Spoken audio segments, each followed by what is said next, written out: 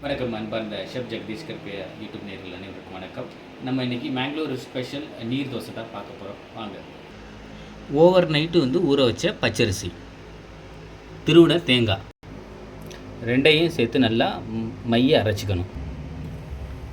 இந்த பதத்துக்கு நல்லா பால் மாதிரி வர்ற பதத்துக்கு தண்ணியாக அரைச்சிக்கணும். தேவையானது உப்பு போட்டுக்கணும். இந்த பதத்துக்கு வந்தோடனே நம்ம தோசை மாவு ஊற்ற வேண்டியது.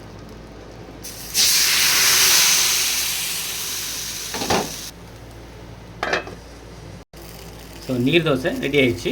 இப்போ எடுத்துட வேண்டியதான். கொஞ்சம் இதில் திருவின தேங்காய் போட்டுக்கணும். கொஞ்சோண்டு சீனி டேஸ்ட்டுக்கு.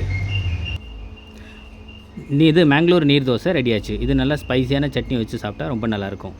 இந்த வீடியோ பிடிச்சிருந்தா லைக் பண்ணுங்கள், ஷேர் பண்ணுங்கள். ஷெஃப் ஜெகதீஷ் கர்பியா யூடியூப் சேனலை சப்ஸ்கிரைப் பண்ணாதவங்க சப்ஸ்கிரைப் பண்ணுங்கள். நன்றி, வணக்கம்.